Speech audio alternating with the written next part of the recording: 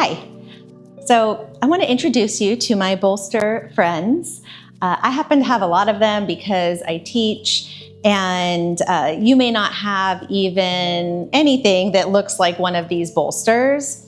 But Bolsters can be so supportive in different yoga postures. They can help with chest openers, forward folds, even just sitting in proper posture. So if you don't have a bolster, then a rolled up blanket will actually do just fine as well.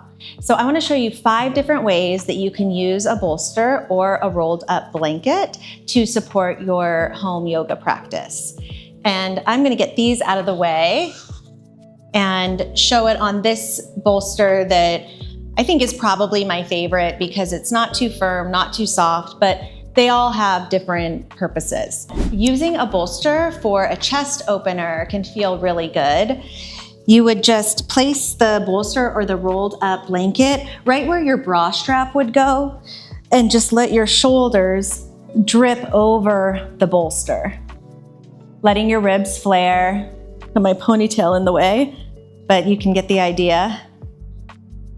And just breathing like this feels really good, especially if you have a desk job or if you're sitting a lot like most moms do, then this little back bend can help with that rounded over spine that we can often get. Another way that you can use a bolster is for a forward fold. So it just provides a little bit of extra support to make the fold less intense. So you can just place it over one leg, bending the other, inhale, and then reach forward and just let your head rest on the bolster. So it makes it a little bit less intense of a stretch. Another way you can use your bolster is just to sit properly.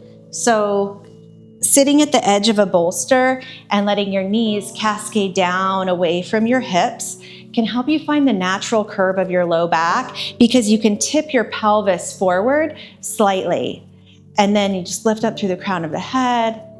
It's a great pose for meditation, but it feels better than just sitting right on the ground where your tailbone is going to tuck under and you don't feel like you'll be able to sit as long. Another way to use the bolster is in a pigeon pose, if pigeon is part of your practice.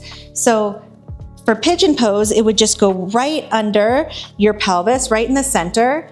Walk your foot over, and then you've got something to rest on. And even if you can do pigeon, no problem, right on the mat, I still recommend using a bolster because it really protects your knee. You can just fold down, breathe. And then a final way to use the bolster would be underneath your knees for Shavasana. Just having that little bit of extra support can make a big difference in how much you're able to relax.